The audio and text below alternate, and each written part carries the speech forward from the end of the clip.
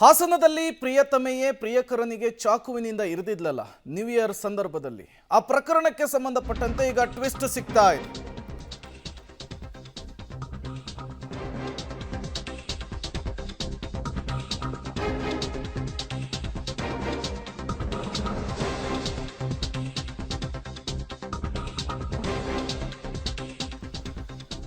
ಹಾಸನದಲ್ಲಿ ಪ್ರಿಯಕರನಿಗೆ ಚಾಕು ಇರಿತದ ಪ್ರಕರಣಕ್ಕೆ ತಿರುವು ಸಿಗ್ತಾ ಇದೆ. ಆರೋಪಿ ಭವಾನಿ ಪೊಲೀಸರಿಗೆ ಮೆಸೇಜ್ ಮಾಡಿರುವಂತಹ ವೈರಲ್ ಆಗಿರುವಂತಹದ್ದು. ಮನುಕುಮಾರ್ ಅಂದ್ರೆ ಚಾಕು ಇರಿತಕ್ಕೊಳಗಾದಂತಹ ವ್ಯಕ್ತಿಗೂ ನನಗೂ ಮದುವೆ ಆಗಿದೆ ಅಂತೇಳಿ ಭವಾನಿ ಹೇಳ್ತಾ ಇದ್ದಾಳೆ. ಮದುವೆ ಸರ್ಟಿಫಿಕೇಟ್ ಅನ್ನು ಕೂಡ ಬಹಿರಂಗಗೊಳಿಸಿದ್ದಾರೆ ಭವಾನಿ. ಆತ ಮದುವೆಯಾಗಿ ಹಲವರ ಜೊತೆಗೆ ಸಂಬಂಧ ಇಟ್ಕೊಂಡಿದ್ದ. ಹೊಸ ವರ್ಷದ ಪಾರ್ಟಿಗೂ ಕೂಡ ಮತ್ತೊಂದು ಹುಡುಗಿ ಜೊತೆಗೆ ಹೋಗಿದ್ದ. ಅದು ನನಗೆ ಗೊತ್ತಾಗಿಯೇ ನಾನು ಅಲ್ಲಿಗೆ ಹೋಗಿ ಜಗಳ ಮಾಡಿದ್ದು. ನನಗೆ ನ್ಯಾಯ ಕೊಡಿಸಿ ಅಂಥೇಳಿ ಮನವಿಯನ್ನು ಮಾಡಿಕೊಂಡಿದ್ದಾಳೆ ಆರೋಪಿ ಭವಾನಿ ನ್ಯೂ ಇಯರ್ ಸಂದರ್ಭದಲ್ಲಿ ಚಾಕುವಿನಿಂದ ಮನುಕುಮಾರ್ಗೆ ಇರಿದಿದ್ಲು. ಇಬ್ಬರು ಈ ಹಿಂದೆ ಪ್ರೀತಿ ಮಾಡ್ತಾ ಇದ್ರು, ಅದಾದಮೇಲೆ ದೂರ ಆಗಿದ್ರು ಅನ್ನುವಂತಹ ವಿಚಾರ ಮುನ್ನೆಲೆಗೆ ಬರ್ತಾ ಇತ್ತು. ಬಟ್ ಈಗ ಭವಾನಿ ಮಾಡಿರುವಂತಹ ಮೆಸೇಜ್, ಪೊಲೀಸರಿಗೆ ಮಾಡಿರುವಂತಹ ಮೆಸೇಜ್ ಇದೆಯಲ್ಲ, ಅದು ಈ ಪ್ರಕರಣಕ್ಕೆ ಅತಿ ದೊಡ್ಡ ಟ್ವಿಸ್ಟನ್ನು ಕೊಡ್ತಾ ಇದೆ.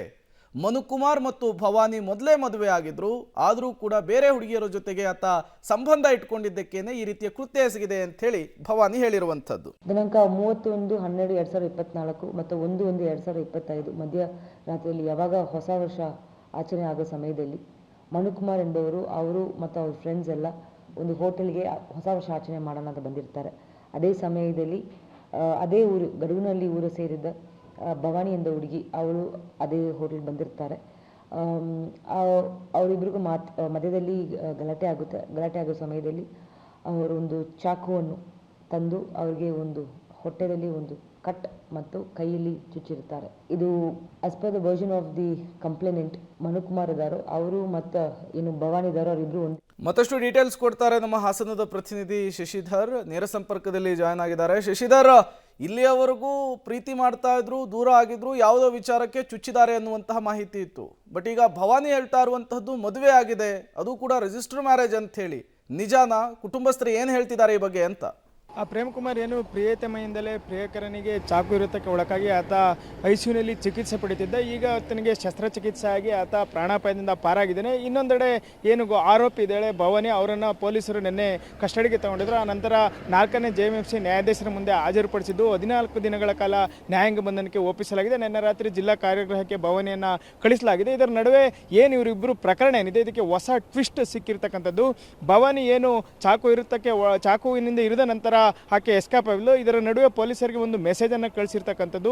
ಆ ಮೆಸೇಜ್ ಜೊತೆಗೆ ಒಂದು ಸರ್ಟಿಫಿಕೇಟನ್ನು ಸಹ ಕಳಿಸಿದರೆ ಆ ಸರ್ಟಿಫಿಕೇಟಲ್ಲಿ ಒಂದು ಸ್ಫೋಟಕ ಮಾಹಿತಿ ಇರತಕ್ಕಂಥದ್ದು. ಏನು ಅಂತ ಹೇಳಿದರೆ 2023 ನವೆಂಬರ್ 10ರಂದು ನಾನು ಮನುಕುಮಾರ್ ಮದುವೆ ಆಗಿದ್ದೇವೆ. 2024 ಅಕ್ಟೋಬರ್ 25ರಂದು ಮದುವೆ ನೋಂದಣಿ ಕೂಡ ಆಗಿದೆ. ಇಷ್ಟಾದರೂ ಸಹ ಆತ ಬೇರೆಯವರೊಂದಿಗೆ ಅಫೈರನ್ನು ಇಟ್ಕೊಂಡಿದ್ದ. ಅಲ್ಲದೆ ಹೊಸ ವರ್ಷದ ಆಚರಣೆಗೂ ಸಹ ಬೇರೆ ಯುವತಿಯೊಂದಿಗೆ ಹೋಗಿದ್ದ. ಈ ವಿಷಯ ತಿಳಿದು ನಾನು ಹೋಟೆಲ್ಗೆ ಹೋಗಿ ಆತನೊಂದಿಗೆ ಜಗಳ ಆಡಿದೆ. ಈಗ ನನಗೆ ಅನ್ಯಾಯಕ್ಕೆ ಒಳಗಾಗಿದ್ದೇನೆ, ನನಗೆ ನ್ಯಾಯವನ್ನು ಕೊಡಿಸಬೇಕು. ಅಲ್ಲದೆ ಆತನ ಮನೆಯವರು ಸಹ ಸುಳ್ಳು ಹೇಳ್ತಾ ಇದ್ದಾರೆ. ಈ ಪ್ರಕರಣದಲ್ಲಿ ನನ್ನದೇನು ತಪ್ಪಿಲ್ಲ, ಆತ ನನ್ನೊಂದಿಗೆ ಮದುವೆ ಆಗಿದ್ದೇನೆ ಅಂತೇಳಿ ಪೊಲೀಸರಿಗೆ ಒಂದು ಮೆಸೇಜನ್ನು ಮಾಡಿ ನೋಂದಣಿಯಾಗಿರ್ತಕ್ಕಂಥ ಒಂದು ಮ್ಯಾರೇಜ್ ಸರ್ಟಿಫಿಕೇಟನ್ನು ಕಳಿಸಿರ್ತಕ್ಕಂಥದ್ದು. ಇಡೀ ಪ್ರಕರಣ ಈಗ ತಿರುವು ಪಡೆದುಕೊಂಡಿರ್ತಕ್ಕಂಥದ್ದು. ಈಗ ನ್ಯಾಯಾಂಗ ಬಂಧನಕ್ಕೆ ಭವಾನಿ ತೆರಳಿದೆ. ಮತ್ತೊಂದೆಡೆ ಏನು ಬಡಾವಣೆ ಠಾಣೆ ಪೊಲೀಸರು ಆ ಮೆಸೇಜನ್ನು ಆಧರಿಸಿ ತನಿಖೆಗೆ ಮುಂದಾಗಿರ್ತಕ್ಕಂಥದ್ದು. ಒಟ್ಟಿನಲ್ಲಿ ಈ ಚಾಕು ಇರಿತ ಪ್ರಕರಣ ಏನಿದೆ ಇದರ ಹಿಂದೆ ಕೆಲವು ಅಂಶಗಳಿರುವುದು ಭವಾನಿಯವರು ಮೆಸೇಜ್ನಿಂದ ಗೊತ್ತಾಗ್ತಾ ಇದೆ. ಈಗ ಚೇತರಿಸಿಕೊಂಡಿರ್ತಕ್ಕಂತಹ ಮನುಕುಮಾರ್ ಆತ ಹೇಳಿಕೆ ಮೇಲೆ ಈಗ ಇಡೀ ಪ್ರಕರಣವು ನಿಂತಿರ್ತಕ್ಕಂಥದ್ದು. ಪ್ರೇಮ್ ಕುಮಾರ್.